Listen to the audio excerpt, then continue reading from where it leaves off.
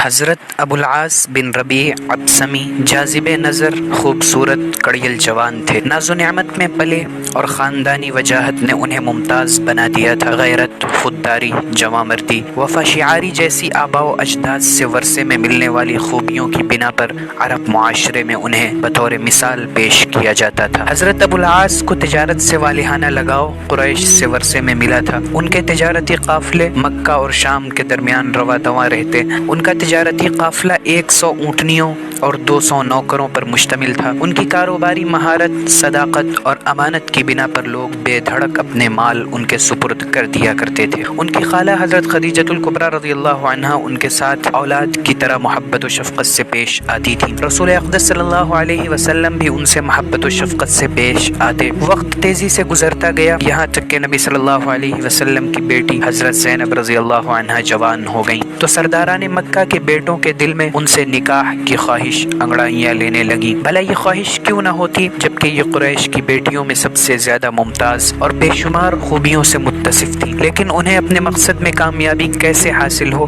اس لیے کہ مکے کے ایک ابھرتے ہوئے جوان ان کی خالہ کے بیٹے ابوالعاص بن ربیع ان کی خواہشات کے آڑے آ چکے تھے۔ حضرت زینب رضی اللہ عنہا کی ابوالعاص سے شادی کو ابھی چند سال ہی گزرے تھے کہ فاران کی چوٹیوں پر نور الہی جلوہ گر ہوا اور اللہ سبحانہ و تعالی نے اپنے پیارے محمد صلی اللہ علیہ وسلم کو نبوت کے اعلیٰ و ارفع مقام پر فائز کر دیا اور حکم دیا کہ سب سے پہلے اپنے رشتہ داروں کے سامنے رشد و ہدایت کی دعوت پیش کریں۔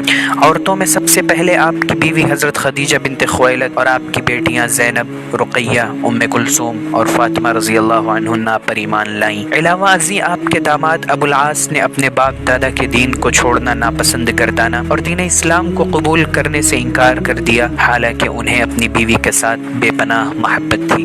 جب رسول اللہ صلی اللہ علیہ وسلم اور قریش کے درمیان اختلافات شدت اختیار کر گئے تو قریش ایک دوسرے سے کہنے لگے، تمہارا بیڑا غرق ہو، تم نے تو اپنے بیٹوں کی محمد کی بیٹیوں سے شادی کر کے اس کے غموں کا بوجھ اپنے اوپر لاد رکھا ہے، اگر تم اس کی بیٹیوں کو طلاق دے دو تو وہ آنے واحد میں تمہارے سامنے جھک جائے گا۔ سب نے مل کر کہا یہ تجویز بہت خوب ہے۔ اس کے بعد وہ ابوالعاص رضی اللہ عنہ کے پاس گئے اور ان سے کہا کہ اپنی بیوی کو طلاق دے دو اور اسے اس کے باپ کے گھر واپس لوٹا دو، ہم تیری شادی قریش کی اس عورت کے ساتھ کر دیں گے جس کی طرف تو اشارہ کرے گا۔ اس نے کہا بخدا ایسا نہیں ہو سکتا، میں اپنی بیوی کو طلاق نہیں دوں گا، میں اپنی بیوی کے مقابلے میں دنیا کی تمام عورتوں کو ہیچ سمجھتا ہوں۔ صورتحال یہ تھی کہ اس سے پہلے رسول اللہ صلی اللہ علیہ وسلم کی دو بیٹیوں حضرت رقیہ اور حضرت ام کلثوم کو طلاق دے دی گئی تھی۔ ان کے واپس گھر آنے پر رسول اقدس صلی اللہ علیہ وسلم خوش ہوئے اور اطمینان کا سانس لیا۔ آپ کی خواہش تھی کہ ابوالعاص بھی میری بیٹی زینب کو طلاق دے دے، لیکن آپ اپنی اس خواہش کو بزور بازو پورا نہیں کر سکتے تھے، اور ان دنوں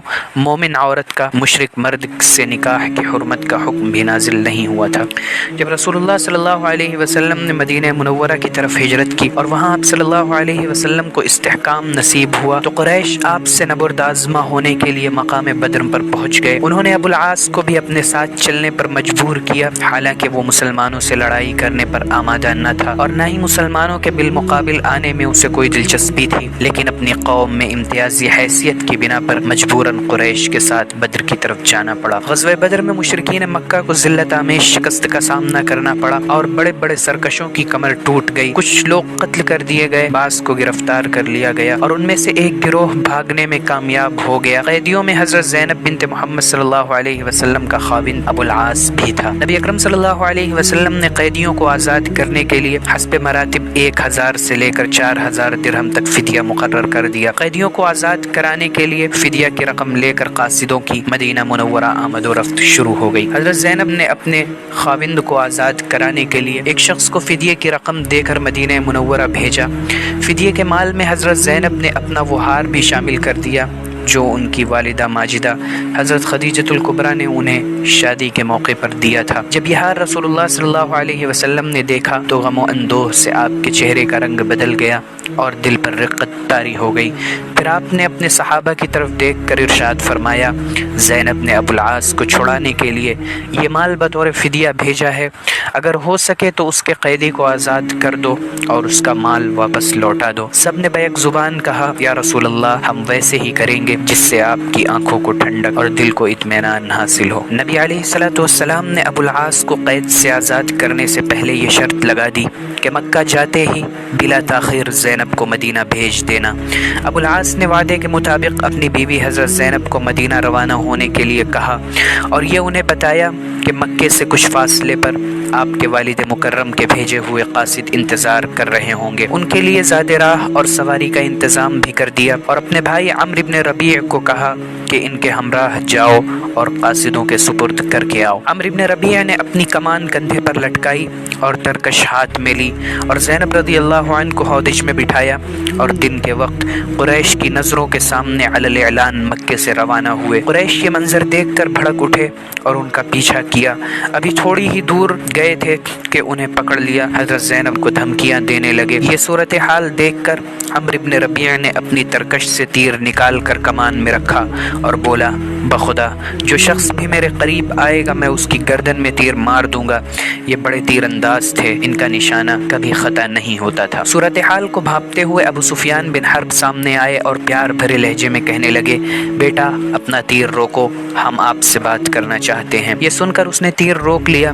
ابو سفیان نے اس سے کہا آپ نے یہ اچھا نہیں کیا، زینب کو تم ہماری آنکھوں کے سامنے اعلانیہ لے جا رہے ہو۔ عرب غزوہ بدر میں پیش آنے والی رسوائی اور اس کے باپ کے ہاتھوں لگے زخموں کو ابھی بھولے نہیں ہیں۔ اگر تم اس طرح اعلانیہ اس کی بیٹی کو یہاں سے لے جاؤ گے تو عرب ہمیں بزدلی، ذلت اور رسوائی کا طعنہ دیں گے۔ میری بات مانو، اسے ابھی واپس لے جاؤ، اسے اپنے خاوند کے گھر کچھ دن رہنے دو۔ جب لوگوں کو یقین ہو جائے کہ ہم نے اسے واپس لوٹا لیا ہے تو موقع پا کر چپکے سے اسے لے جانا اور باپ کے پاس چھوڑ آنا، ہمیں اسے یہاں روکنے میں کوئی دلچسپی نہیں۔ عمرو بن ربیع نے ابو سفیان کی یہ بات مان لی اور حضرت زینب کو واپس مکہ لوٹا کر لے گیا۔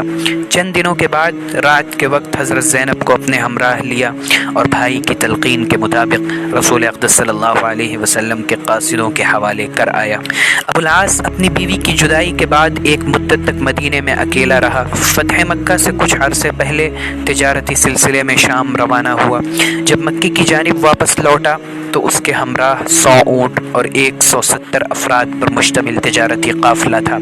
یہ قافلہ جب مدینے کے قریب پہنچا تو مجاہدین نے اونٹ اپنے قبضے میں لے لیے اور اس کے آدمیوں کو گرفتار کر لیا، لیکن ابو العاص ان کے ہاتھ نہ لگا اور وہ آنکھ بچا کر نکلنے میں کامیاب ہو گیا۔ جب رات کی تاریکی چھا گئی تو ابو العاص اندھیرے سے فائدہ اٹھاتا ہوا دبے پاؤں مدینے میں داخل ہوا اور اپنی بیوی حضرت زینب سے پناہ طلب کی تو انہوں نے پناہ دے دی۔ جب رسول اللہ صلی اللہ علیہ وسلم نماز جمعہ کے لیے نکلے، نماز پڑھانے کے لیے محراب میں کھڑے ہوئے، تکبیر تحریمہ کہی، لوگوں نے بھی تکبیر تحریمہ کہہ کر نماز کے لیے نیت باندھ لی۔ پیچھے عورتوں کی صف سے حضرت زینب رضی اللہ عنہا نے بآواز بلند پکار کر کہا لوگوں میں زینب بنت محمد ہوں، میں نے ابو العاص کو پناہ دی ہے، تم بھی اسے پناہ دے دو۔ جب نبی اکرم صلی اللہ علیہ وسلم نے سلام پھیرا تو لوگوں کی طرف متوجہ ہوئے اور فرمایا کیا تم نے وہ بات سنی ہے جو میں نے سنی ہے؟ سب نے کہا ہاں یا رسول اللہ۔ آپ نے ارشاد فرمایا مجھے قسم ہے اس ذات کی جس کے قبضے میں میری جان ہے، مجھے پہلے اس واقعے کے بارے میں کچھ علم نہیں، میں نے ابھی یہ بات سنی ہے، مسلمانوں میں سے ایک ادنا شخص بھی کسی کو پناہ دے سکتا ہے۔ پھر آپ گھر گئے اور اپنی بیٹی سے کہا ابو العاص کی عزت کرنا، لیکن تمہیں یہ معلوم ہونا چاہیے کہ تم اس کے لیے حلال نہیں ہو۔ پھر آپ نے ان لوگوں کو بلایا جنہوں نے اس کے اونٹ پکڑے تھے اور آدمیوں کو گرفتار کیا تھا، ان سے کہا دیکھو جیسا کہ تم جانتے ہو کہ یہ شخص ہم میں سے ہے، تم نے اس کا مال اپنے قبضے میں لے لیا، میری خواہش ہے کہ تم اس پہ احسان کرتے ہوئے اس کا مال واپس لوٹا دو، اور اگر تم لوٹانا نہیں چاہتے تو یہ مال غنیمت ہے، اسے روکنے کا بھی تمہیں پورا حق ہے۔ سب نے بیک زبان کہا یا رسول اللہ ہم بخوشی اس کا مال واپس لوٹانے کے لیے تیار ہیں۔ ابو العاص جب اپنا مال وصول کرنے کے لیے آیا تو مجاہدین نے کہا ابو العاص تم قریش کے ایک معزز فرد ہو اور رسول اللہ صلی اللہ علیہ وسلم کے چچا کے بیٹے اور داماد ہو، اگر تم مسلمان ہو جاؤ تو ہم تمہارا سارا مال دے دیں گے جس میں اہل مکہ کا بھی مال ہے، تم اہل مکہ کے مال سے خوب فائدہ اٹھاؤ اور ہمارے ساتھ مدینے میں ہی رہو۔ یہ بات سن کر اس نے کہا کیا میں اپنے نئے دین کا آغاز دھوکے سے کروں؟ ایسا نہیں ہو سکتا۔ ابو العاص مال سے لدے ہوئے اپنے اونٹ لے کر مکے کی طرف روانہ ہو گئے۔ منزل مقصود پر پہنچ کر ہر ایک کو اس کا حق ادا کیا، پھر فرمایا، اے خاندان قریش، کیا کسی کا کوئی مال میرے پاس ہے کہ ابھی اس نے مجھ سے وصول نہ کیا ہو؟ سب نے کہا، نہیں، تم سلامت رہو، ہم نے آپ کو وفادار، شریف النفس اور دیانتدار پایا ہے۔ پھر ابو العاص نے کہا، سن لو، میں نے تمہارے حقوق پورے کر دیے اور اب تمہارے سامنے میں یہ اعلان کرتا ہوں، اشہد ان لا الہ الا اللہ وان محمدا عبدہ ورسولہ، کہ میں گواہی دیتا ہوں کہ اللہ کے سوا کوئی عبادت کے لائق نہیں اور محمد صلی اللہ علیہ وسلم اللہ کے رسول ہیں۔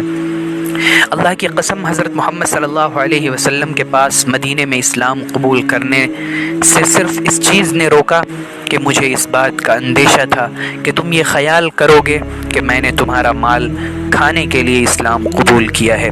جب اللہ تعالیٰ نے مجھے مال تمہارے سپرد کر دینے کی توفیق دی اور میں نے اپنی ذمہ داری پوری کر دی تو اب میں اسلام قبول کرتا ہوں۔ پھر یہ روانہ ہوئے اور رسول اللہ صلی اللہ علیہ وسلم کی خدمت اقدس میں حاضر ہوئے۔ آپ بڑی شفقت سے ان کے ساتھ پیش آئے اور ان کی بیوی یعنی حضرت زینب رضی اللہ عنہا کو ان کے حوالے کر دیا، اور آپ ان کے بارے میں فرمایا کرتے تھے کہ ابو العاص نے مجھ سے بات کی تو سچ بولا، مجھ سے وعدہ کیا تو پورا کیا۔